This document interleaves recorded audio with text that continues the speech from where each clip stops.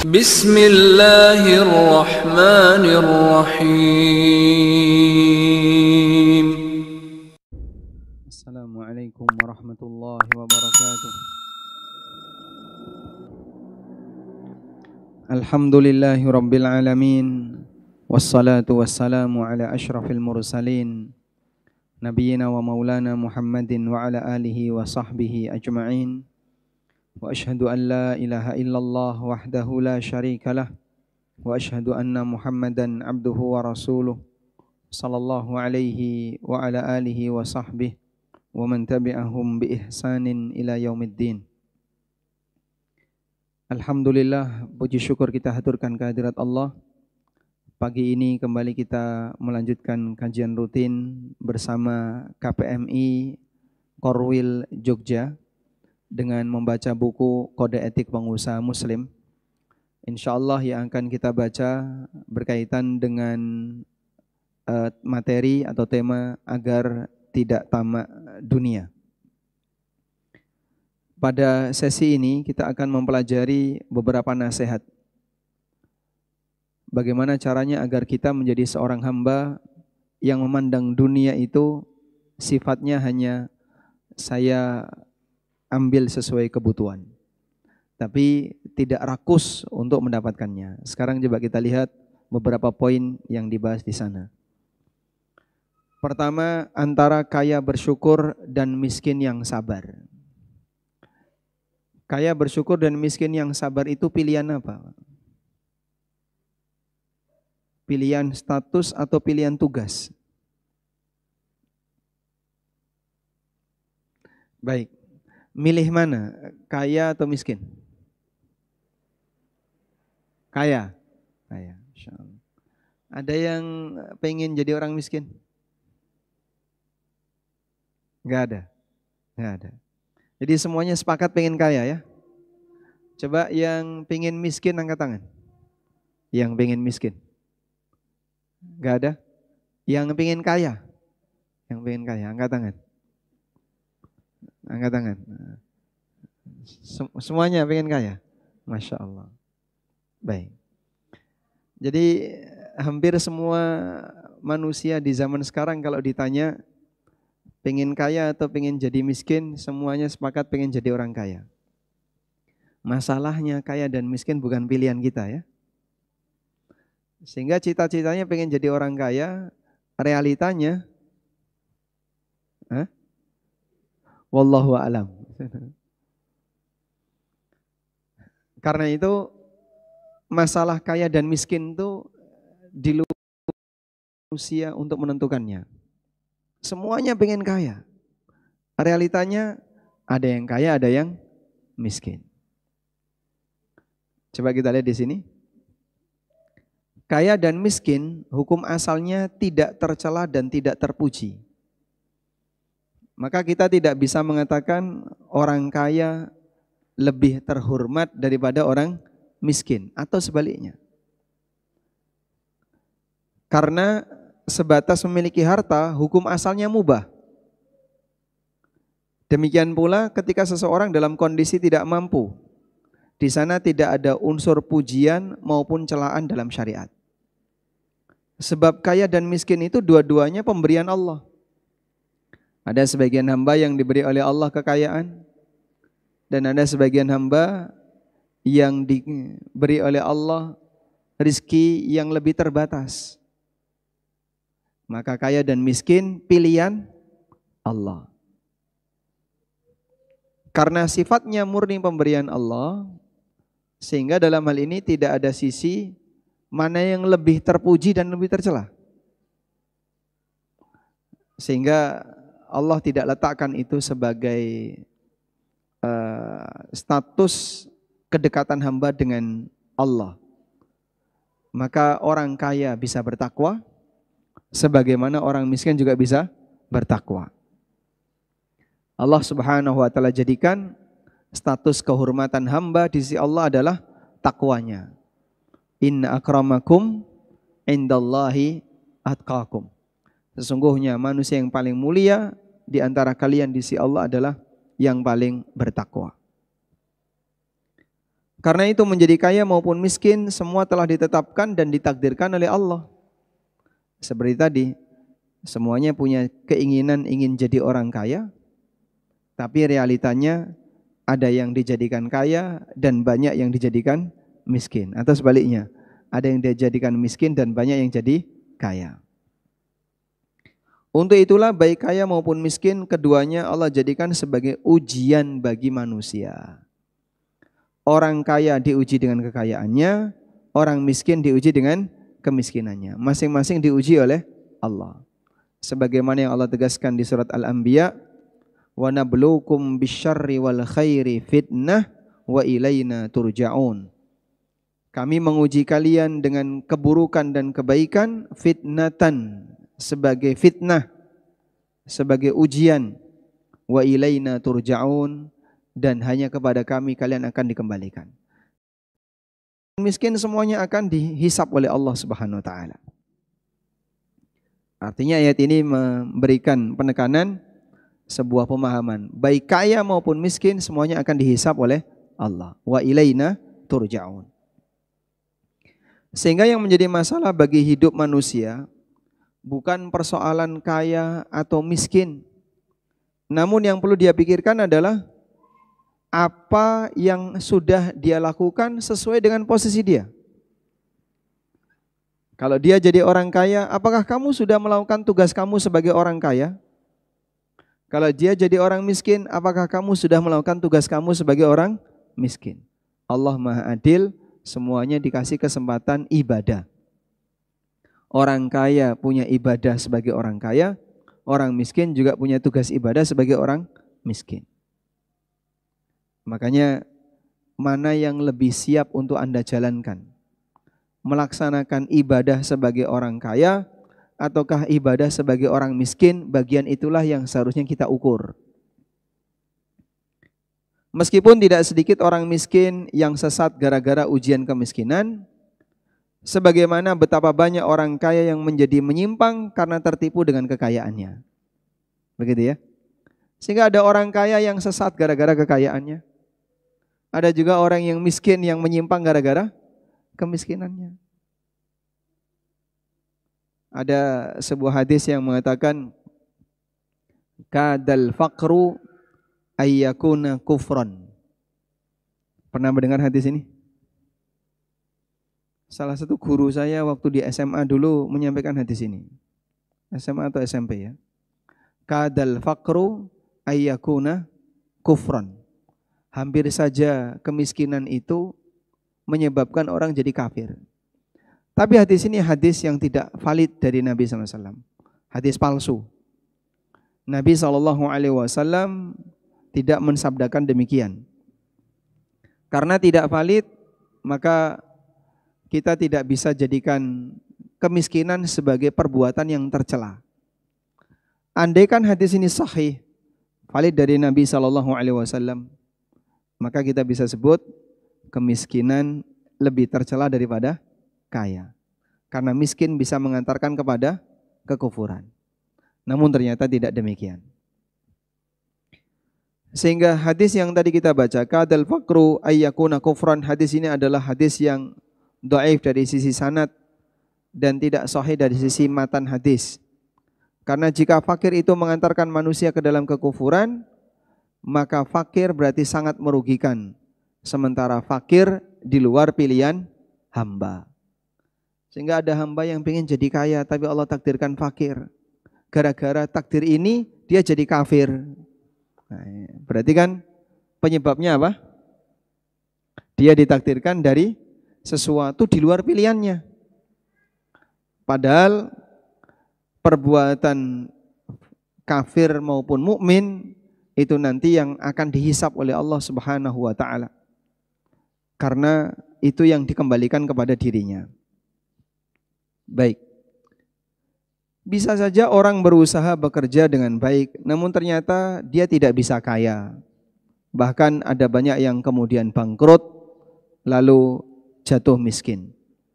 Sehingga bagaimana mungkin seseorang mengalami keadaan di luar keinginannya, sementara dia harus dihukum gara-gara tidak mampu. Baik, insya Allah dipahami ya. Maka hadis tadi, kadal faqru ayyakuna kufran, statusnya adalah hadis yang tidak benar.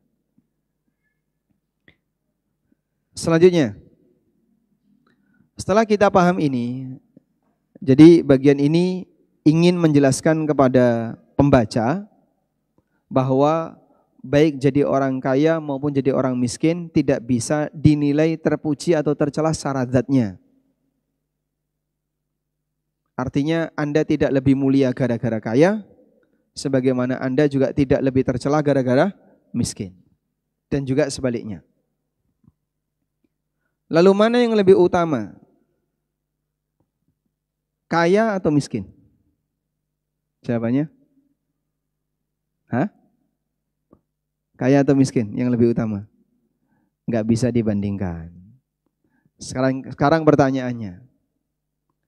Kaya yang bertakwa ataukah miskin yang bertakwa? Mana yang lebih utama? Yang lebih utama. Kenapa? Manfaatnya lebih banyak, padahal hisabnya lebih panjang. Hah? Itu yang ditakutkan. Orang miskin di kalangan muhajirin masuk surga lebih dulu. Selisihnya berapa? 40 tahun dibandingkan orang kaya muhajirin. Orang miskin selain muhajirin masuk surga lebih dulu. Selisih berapa? 500 tahun dengan orang kaya selain muhajirin. Kalau kita bicara mana yang lebih dulu masuk surga. Karena orang miskin harus orang kaya harus menjalani hisab lebih panjang. Begitu? Sementara dua-duanya bertakwa. Muhajirin itu kan dua-duanya bertakwa. Fuqaraul muhajirin, orang-orang fakir di kalangan muhajirin bertakwa. Agniyaul muhajirin, orang-orang kaya di kalangan muhajirin juga bertakwa. Sama-sama miskin bertakwa, kaya bertakwa. Tapi yang miskin bertakwa masuk surga lebih dulu. Berarti mana yang lebih afdol? Pilih kaya atau miskin? Hah? Pilih cukup. Cukup apa maksudnya, Pak? Cukup. Maksudnya cukup itu apa? Barokah. Kalau sedikit tapi cukup, insya Allah bisa. Masya Allah. Baik. Coba kita lihat di sini ya. Mana yang lebih afdol? Kaya bersyukur ataukah miskin yang sabar? Ulama berbeda pendapat. Mana yang lebih afdol antara kaya bersyukur atau miskin yang sabar? Ibnul Qayyim membahas perselisihan ini dalam bab khusus di kitab beliau Uddatus Sabirin. Uddatus Sabirin artinya bekal bagi orang-orang sabar. Secara ringkas penjelasan beliau seperti ini. Pendapat yang pertama, kaya bersyukur lebih afdol daripada miskin yang sabar. Ini adalah pendapat beberapa ulama seperti Ibnu Qutaibah Ad-Dainuri. Beliau sezaman dengan Imam Malik. Ibnu Qutaibah Ad-Dainuri. Dan Imam Ahmad dalam salah satu riwayat. Di antara dalil bahwa orang kaya bersyukur itu lebih afdol daripada orang miskin yang sabar adalah firman Allah Ta'ala, wa qalilum min ibadiyasy syakur. Dan sedikit sekali di antara hambaku yang pandai bersyukur. Sehingga Allah menegaskan orang yang bersyukur itu langka. Padahal dia manusia pilihan. Sehingga ketika Allah menjelaskan berapa keadaan orang yang bersyukur, kata Allah, wa qalilun min ibadiyasy syakur, dan sedikit sekali di antara hambaku yang bersyukur. Ini pendapat yang pertama. Pendapat yang kedua, miskin yang sabar itu lebih afdal. Dan ini pendapat Abu Ishaq bin Syakilan ulama mazhab Hambali, dan Qadhi Abu Ya'la. Mereka beralasan, kenapa miskin yang sabar itu lebih afdal? Kata mereka, karena dominan kehidupan Rasulullah sallallahu alaihi wasallam itu miskin. Nabi sallallahu alaihi wasallam terkadang mendapatkan kekayaan tapi tidak lama. Karena kehidupan Nabi sallallahu alaihi wasallam itu fluktuatif. Kadang kaya, kadang miskin. Nah, kehidupan beliau di area miskinnya lebih panjang. Beliau lebih sering merasakan kemiskinan daripada merasakan kelonggaran harta. Kalau masyarakat kita kan beda ya.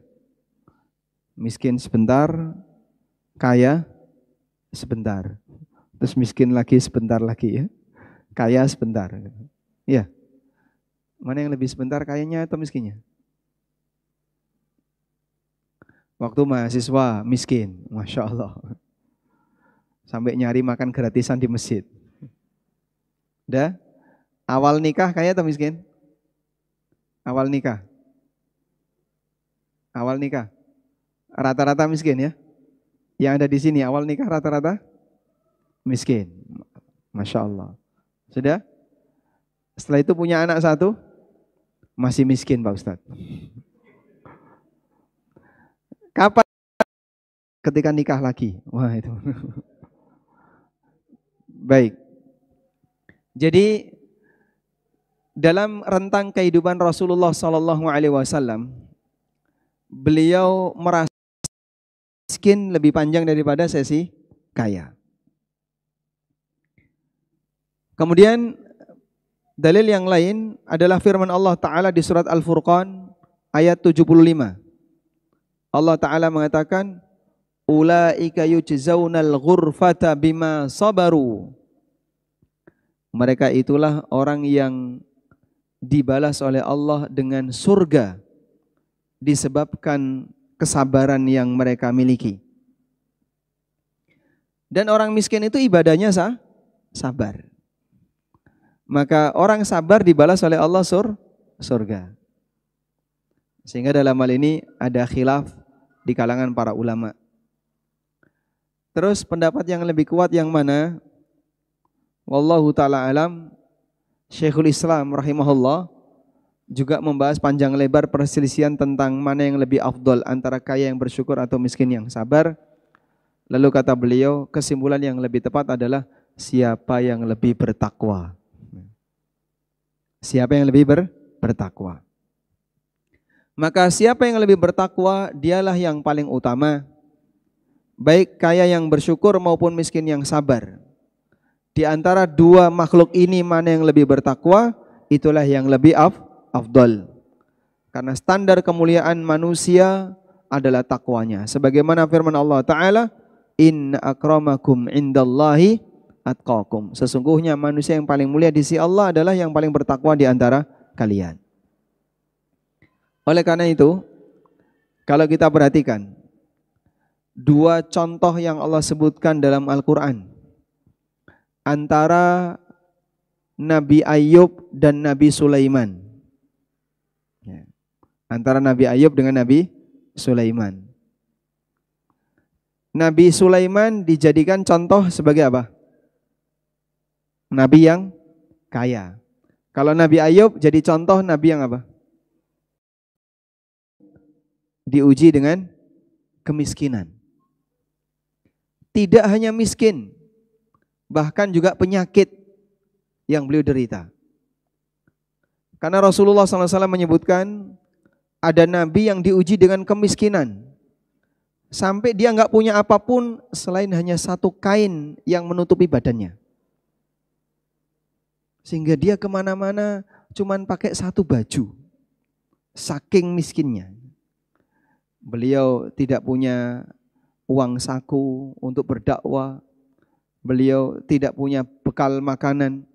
Maka beliau kalau makan apa? Ya, kadang makan pepohonan, makan dedaunan. Yang penting pokoknya bisa dimakan. Ya. Di tempat-tempat umum beliau menemukan apa bisa dimakan. Sehingga ada Nabi yang diuji oleh Allah dengan kemiskinan. Nah, ketika Allah Subhanahu wa taala menjelaskan tentang Sulaiman dan Ayyub, Allah Subhanahu wa taala berfirman, "Ni'mal 'abdu innahu awwab." Ni'mal 'abdu innahu awwab. Dia adalah sebaik-baik hamba dan dia hamba yang rajin bertaubat. Baik, coba buka mushafnya. Surat Shad. Buka mushaf surat Shad. Ayat 30. Ketemu? Surat Shad, surat Shad, surat 38. Ayat 30. Sudah? Baik. Di surat Shad ayat 30, Allah menyebut Sulaiman. Wa wahabna li Dawud Sulaiman ni'mal abdu innahu awwab. Dan kami anugerahkan Sulaiman kepada Nabi Dawud.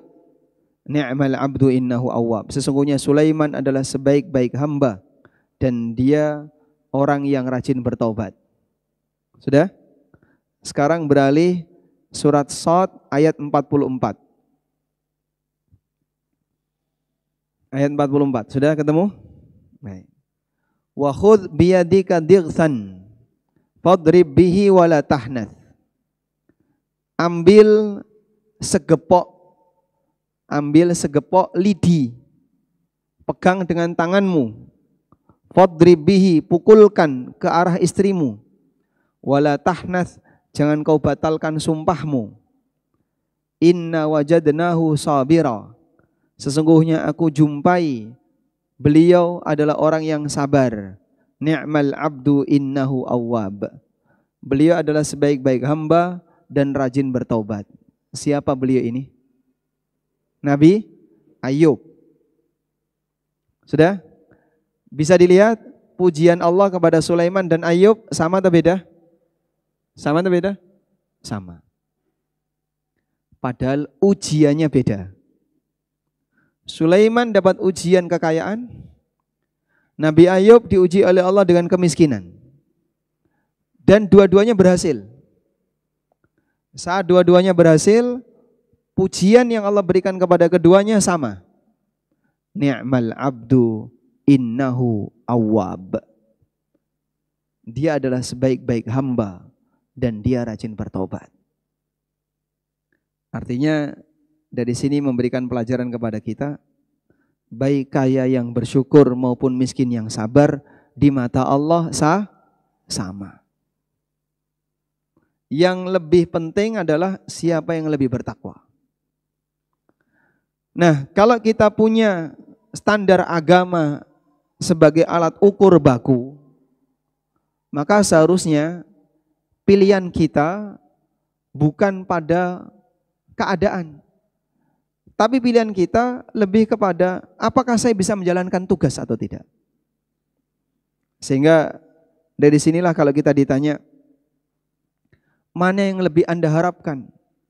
Jadi orang kaya atau jadi orang yang bersyukur? Jadi orang kaya yang bersyukur atau miskin yang sabar? Seharusnya jawaban kita adalah saya ingin jadi orang bertakwa. Dimanapun Allah taruh saya, mau jadi orang kaya maupun jadi orang miskin, itu pilihan Allah. Saya nggak bisa menentukan. Tapi saya ingin jadi orang bertakwa dimanapun saya berada. Karena itu dia tidak akan mengharapkan keadaan yang tidak sedang dia miliki.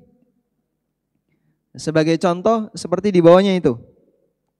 Pelajaran dari harapan sahabat Abu Dzar radhiyallahu anhu. Dalam sebagian riwayat yang disebutkan adalah sahabat Abu Darda. Entah sahabat Abu Dzar atau sahabat Abu Darda, yang jelas salah satu di antara mereka. Sahabat Abu Dzar, beliau pernah berharap untuk jadi miskin dan hidup serba susah agar bisa bersabar. Sampai beliau pernah mengatakan, al-faqru ahabbu ilayya minal ghina was-saqmu ahabbu ilayya minas sihah.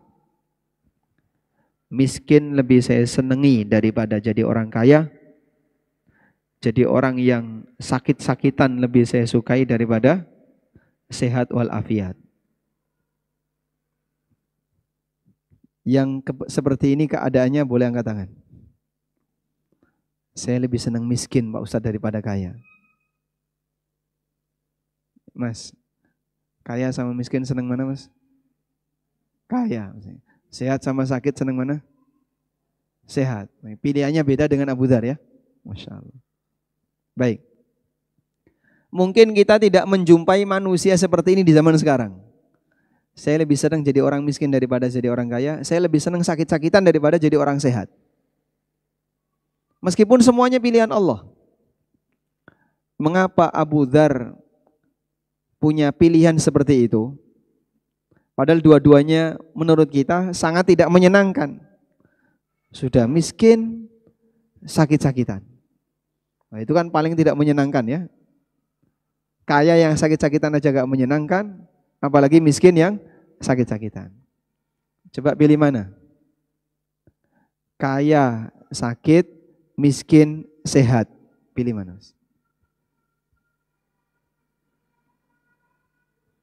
Kaya, sakit, miskin, sehat. Pilih mana? Hah? Miskin, sehat? Walaupun miskin? Tapi sehat. Kalau kaya sakit, nggak enak ya? Iya, dia punya kekayaan tapi sakit. Nggak merasakan kekayaan. Coba Bapak ya, pilih mana Pak? Miskin sehat, kaya sakit. Mana? Miskin sehat. Yang belakang. Masya Allah. Kaya sakit atau miskin sehat? Hah? Miskin sehat? Sepakat miskin sehat ya?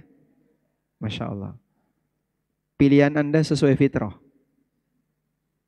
Rasulullah SAW pernah mengatakan, La ba'sa bil ghina limanittaqa.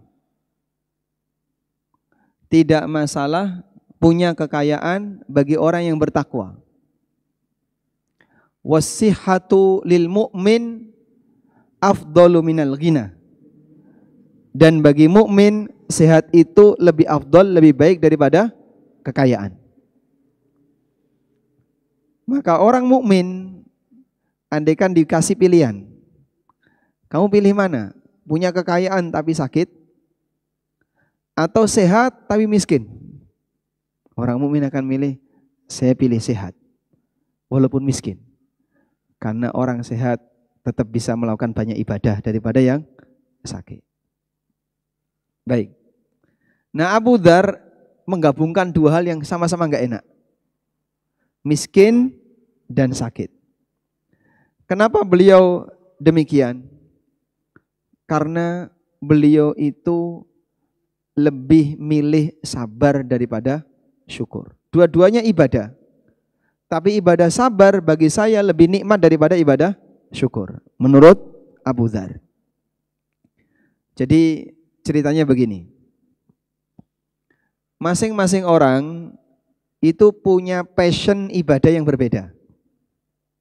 Misalnya, Bapak saya tanya, menurut Bapak lebih ringan mana? Sholat atau puasa?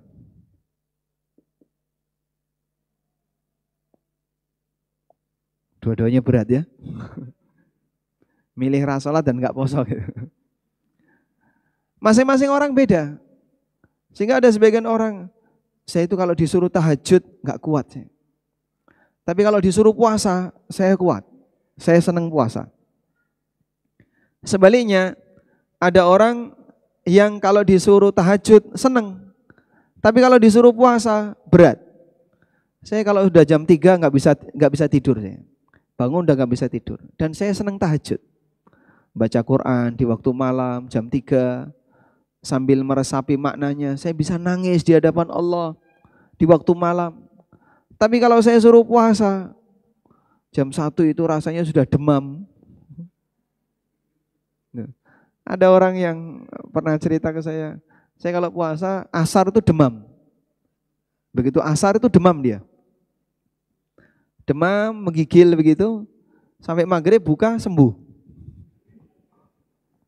Masya Allah. Dan itu ujian. Sehingga ada sebagian orang fisiknya kalau dipakai puasa nggak kuat lama, demam. Baik. Nah, Abu Dzar radhiyallahu anhu, beliau ingin lebih merasakan sabar karena beliau tahu saya passionnya di sabar.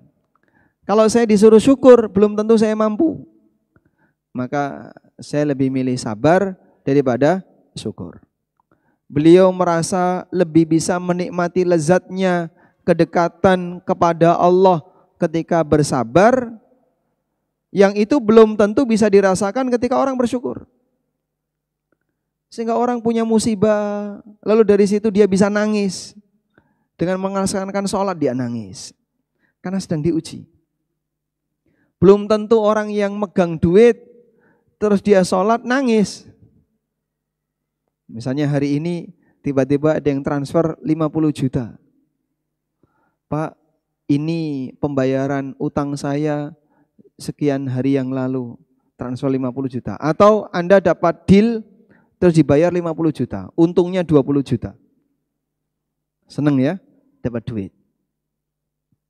Tapi saat Anda nerima itu terus sholat, belum tentu bisa nangis.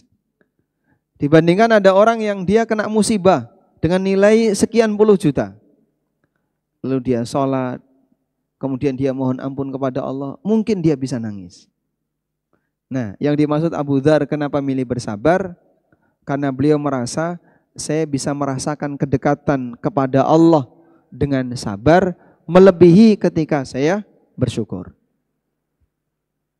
Seperti inilah contoh manusia yang bisa memahami bentuk ibadah yang paling cocok baginya. Dan kita itu diajarkan seperti itu. Jadilah mukmin yang beribadah sesuai passion. Karena kalau ibadah itu sesuai passion, gimana Pak? Bisa menikmati. Baik, yang ujung paling kanan ya. Passion ibadahnya apa? Kajian. Sehingga di mana-mana isinya kajian ya. Baik. Sebelahnya, passion ibadahnya apa? Hah? Sholat duha. Sehingga dia kalau baca Quran bisa menikmati. Ada yang baca buku senang, kalau baca buku bisa menikmati. Ada yang sedekah itu senang. Saya kalau sedekah itu rasanya bahagia. Sehingga kemanapun dia berada selalu sanggup duit untuk sedekah. Dia bahagia dengan itu. Passion dia sedekah. Masing-masing orang punya passion yang berbeda dalam ibadah. Dan itulah yang pernah disabdakan Nabi SAW. Faman kana min ahli shalah du'iya min babis shalah, wa man kana min ahli jihad du'iya min babil jihad, wa man kana min ahli siyam du'iya min babi ar-rayyan, wa man kana min ahli sadaqah du'iya min babis sadaqah. Orang masuk surga dipanggil sesuai dengan amalnya. Yang ahli salat dipanggil masuk surga melalui pintu salat. Yang ahli jihad dipanggil masuk surga melalui pintu jihad. Yang ahli sedekah dipanggil masuk surga melalui pintu sedekah. Yang ahli puasa dipanggil masuk surga melalui pintu ar-rayyan. Masing-masing dipanggil menuju surga sesuai dengan passion amalnya. Maka jangan sampai kita enggak punya semuanya. Tidak ahli sholat, tidak ahli puasa, tidak ahli sedekah, enggak pernah jihad, tidak ahli. Kamu mau mengandalkan apa untuk masuk surga? Padahal untuk masuk surga dipanggil melalui pintu amal yang menjadi ahlinya. Nah, Abu Dzar lebih bisa menikmati sabar daripada syukur. Terlepas dari pernyataan Abu Dzar ini, ternyata ada kritikan yang disampaikan oleh Hasan bin Ali radhiyallahu anhu, cucu Nabi SAW. Ketika beliau mendengar keterangan yang disampaikan oleh Abu Dzar, Hasan bin Ali radhiyallahu anhu mengatakan, rahimallah Aba Dzarrin Amma ana fa'akul. Semoga Allah merahmati Abu Dzar. Kalau aku, menurutku, manittakala ala husni ikhtiyarillahi lahu, lam yatamanna annahu fi ghairil halati allati ikhtarallahu lah. Siapa yang pasrah terhadap pilihan terbaik yang Allah berikan untuknya, maka dia tidak akan berangan-angan untuk mendapatkan apa yang tidak dia miliki. Masya Allah. Kata kuncinya ternyata di situ. Artinya baik Allah jadikan kaya maupun Allah jadikan miskin, itu pilihan Allah. Sehingga siapa yang pasrah, sekarang Allah takdirkan saya sebagai orang yang tidak mampu, dan saya ridho dengan ketetapan Allah ini. Ketika dia ridho dengan itu, dia tidak akan berangan-angan untuk memiliki apa yang tidak dia miliki. Saya pingin itu, saya pingin. Karena pingin itu, itulah yang menyebabkan orang jadi tamak terhadap harta. Namun kalau dia sadar, ya sudah, saya ada di sini, maka saya akan menjalankan tugas saya sebagai orang yang dijadikan oleh Allah seperti ini. Nah, selanjutnya ketika dia mengerjakan itu, walhamdulillah, di bagian itulah dia sukses. Dia jadi orang kaya, bisa melaksanakan tugas orang kaya. Dia jadi orang miskin, bisa melaksanakan tugas sebagai orang miskin. Baik, bisa dipahami insyaAllah ya? Alhamdulillah. Artinya kaya atau miskin, sehat atau sakit, itu murni pilihan Allah. Sementara manusia hanya bisa menjalaninya. Yang lebih penting adalah berusaha untuk memposisikan diri sesuai yang Allah takdirkan. Jika di posisi kaya, maka dia pandai bersyukur. Jika di posisi miskin, dia pandai bersabar. Ukurannya seperti itu. Anda dari pilihan kaya dan miskin itu, kira-kira mana yang lebih bisa dilakukan? Ingat, syukur itu berat. Syukur itu berat. Bukti bahwasanya kita sering tidak bersyukur. Gampang komentar makanan. Itu salah satu di antara buktinya. Coba di antara bapak-bapak ya. Pernah enggak dari mulai lahir sampai usia sekarang kita tidak mengomentari makanan? Ada? Enggak ada ya? Pasti pernah komentar? Pasti. Entah ngomong raina, anyep, kasinen, entek. Tapi kok komentar. Bahkan mohon maaf, kadang belum dimakan saja sudah komentar. Ini panganan opo tuh kok ini. Tapi dimakan. Masya Allah. Yontek. Okay. Masya Allah. Itu bukti bahasanya dia kurang pandai bersyukur. Kamu menikmati, tapi di saat yang sama kamu mengomentari. Makanya syukur itu berat. Sehingga tidak semua orang punya kesanggupan untuk bersyukur. Wallahu a'lam. Walhamdulillahirabbil alamin. Ini satu poin yang kita bahas. Coba kita break dengan pertanyaan dulu. Jika masih ada sisa waktu nanti kita lanjutkan. Tafadhal.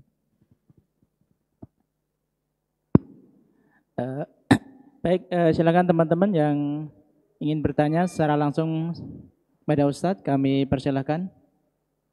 Dari teman-teman ikhwan, Bang Andrew.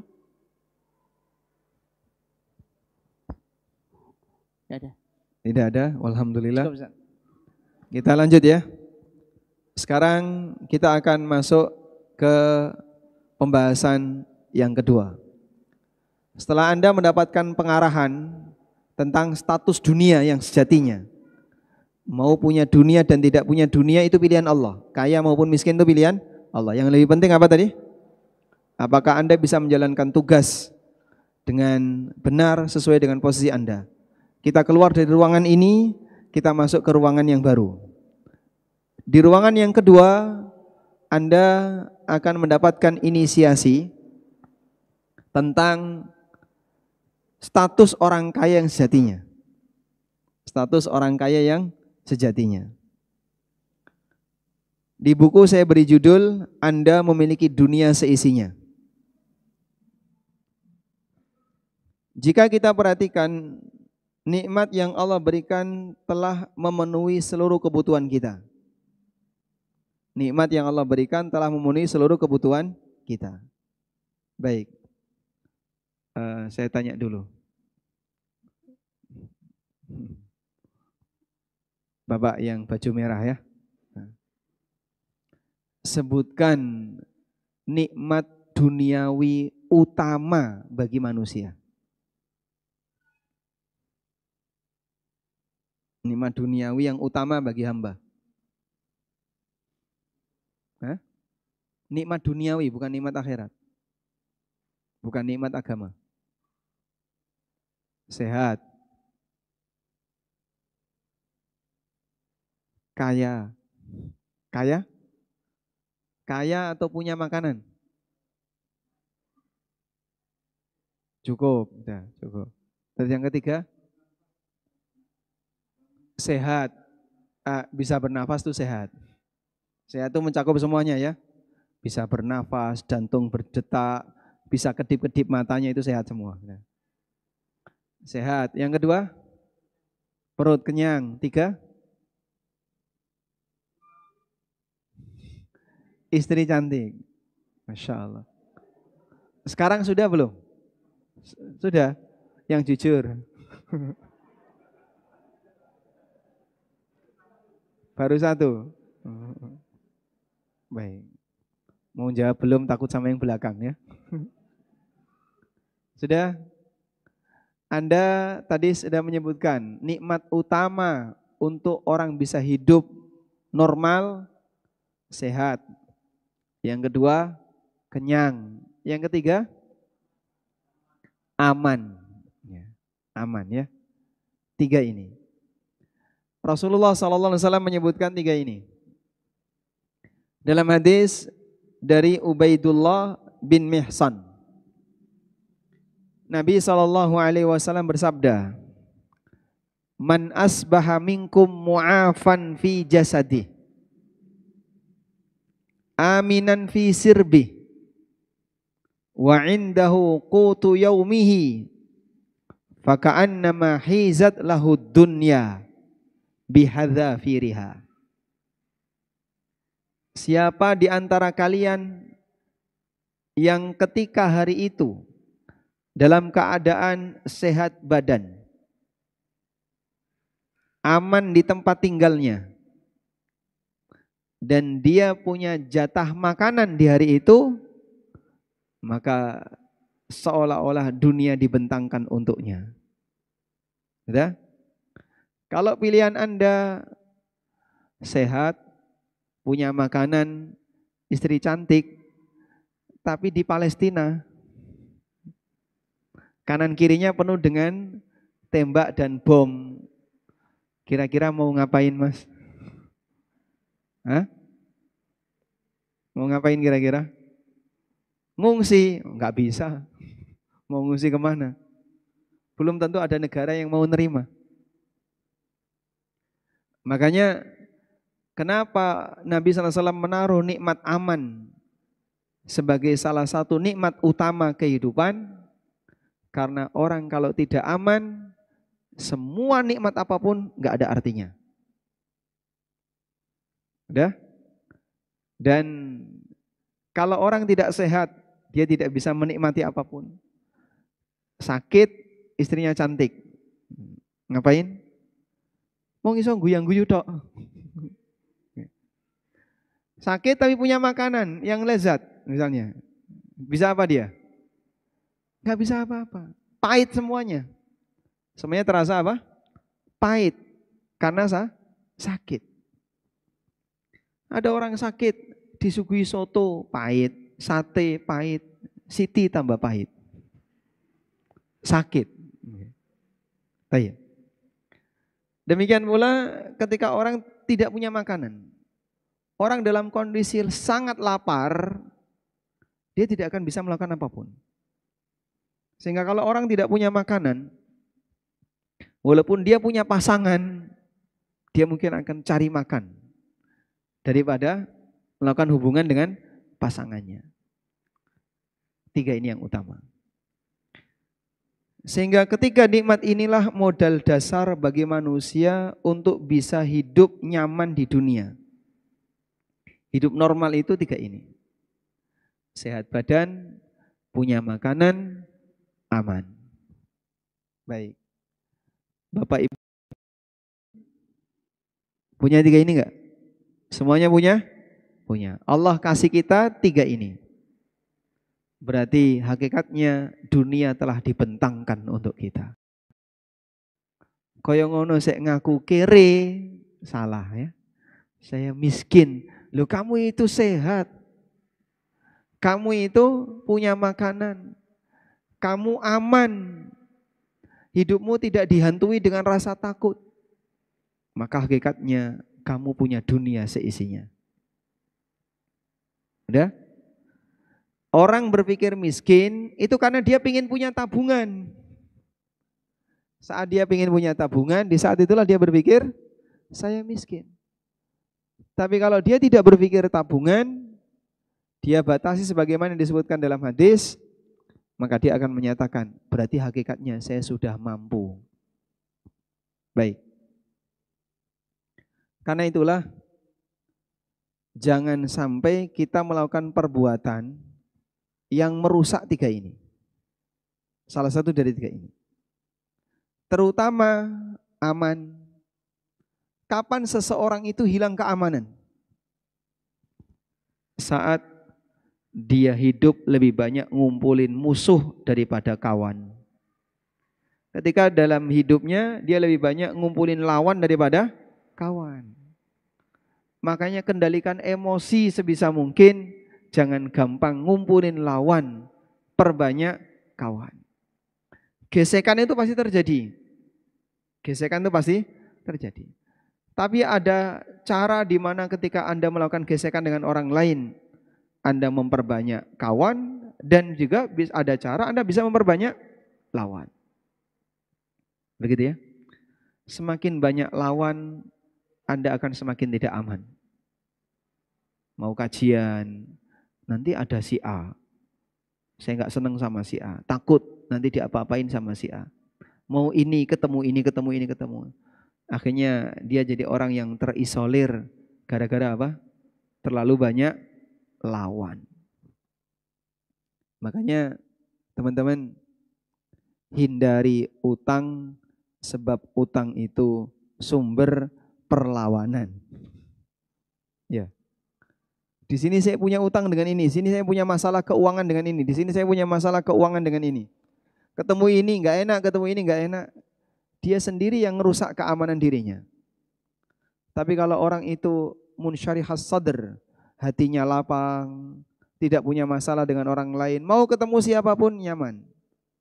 Walaupun bisa jadi dia nggak punya sesuatu yang banyak. Nah, ketiga nikmat ini merupakan modal dasar manusia bisa hidup dengan nyaman di dunia. Yang pertama nikmat sehat. Lihat di buku ya. Nikmat sehat. Dengan ini dia bisa merasakan kelezatan indera. Yang kedua nikmat aman. Dengan ini dia tidak dihantui rasa takut dan cemas. Sehingga dia bisa melakukan banyak aktivitas tanpa gangguan. Yang ketiga makanan. Dengan ini dia punya bekal untuk hidup. Karena kalau orang kelaparan, terancam kematian. Dari situlah harta sebanyak apapun tidak akan terasa nikmat ketika orang tinggal di negeri konflik, dia tidak aman. Anda tidak akan bisa tidur nyenyak, tidak akan bisa makan enak ketika di samping Anda bertubi-tubi terdengar suara tembakan. Kita nggak bakalan bisa kajian, Pak. Kalau negeri ini penuh ancaman. Anda bisa bayangin ya, zaman Gestapo yang pernah dialami oleh masyarakat Indonesia. Waktu zaman Gestapo, Bapak tidur di mana, Pak? Tidurnya di mana? Di rumah. Alhamdulillah, berarti aman ketika itu. Masih aman. Di daerah konflik, tidurnya di ladang. Kan banyak yang enggak berani tidur di rumah ya. Takut apa? Diculik. Sehingga dia tinggal di wilayah mayoritas PKI. Itu kalau malam ngilang. Dia tinggal di daerah yang mayoritas Muslim anti PKI. Tokoh-tokoh PKI kalau malam ngilang. Mereka ceritanya seperti itu. Masya Allah. Sehingga dulu terjadi perang saudara antar sama warga Indonesia. Orang paten-patenan. PKI bunuh. Meskipun belum tentu dia PKI, Pak. Enggak jelas itu ya. Berapa korban Palu Arit di ladang tebu? Banyak sekali. Baik yang Muslim maupun yang tertuduh PKI. Memang ada beberapa orang yang dia jelas-jelas menyimpang. Tapi banyak petani yang sebenarnya mungkin dia nggak tahu menahu, cuma ikut-ikutan, terjadi korban. Itu banyak sekali. Jadi Indonesia setelah dijajah banyak yang mati, negara ini tidak langsung stabil ya. Terjadi kegoncangan, Masya Allah ya. DITII yang jadi korban banyak. Kemudian juga beberapa tokoh Indonesia yang nggak sepakat dengan Soekarno, yang kemudian dieksekusi juga banyak. Belum lagi masa pemberontakan PKI, korbannya banyak di masing-masing pihak. Kita mohon kepada Allah semoga tidak terulang. Maka doakan agar negeri ini aman.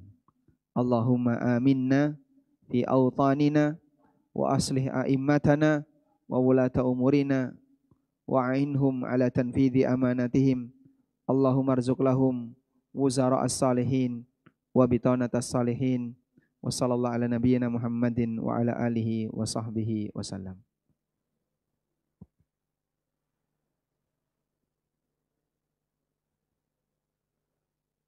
Teks. Ya, jazakumullah khairan Ustaz atas materi yang telah disampaikan di kesempatan kajian pagi ini. Baik, masih ada sedikit sisa waktu. Sekali lagi bagi teman-teman yang ingin bertanya secara langsung, kami persilahkan.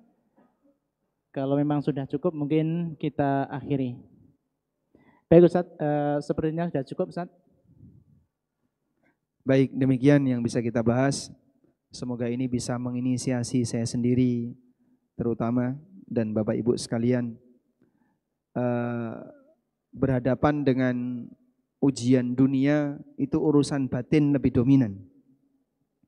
Dan Allah Maha tahu apakah kita ini orang yang zuhud terhadap dunia ataukah orang yang tamak terhadap dunia. Terlepas dari kekayaan yang ada di tangan kita. Bisa jadi ada orang kaya yang zuhud, sebagaimana mungkin ada orang miskin yang tamak. Dia sudah miskin tapi tamak harta. Dia kaya tapi zuhud terhadap harta. Dua-duanya sangat mungkin terjadi. Karena itu baik tamak maupun zuhud tidak identik dengan kekayaan maupun kemiskinan, namun dia adalah karakter batin yang ada pada diri hamba, sehingga perlu untuk dilatih agar kita bisa menjadi orang yang kenal hakikat dari kehidupan dunia. Demikian yang bisa kita sampaikan, semoga bermanfaat. Wassallallahu ala nabiyyina Muhammadin wa ala alihi wa sahbihi wasallam. Wa akhiru da'wana anil hamdulillahi rabbil alamin. Wassalamualaikum warahmatullahi wabarakatuh.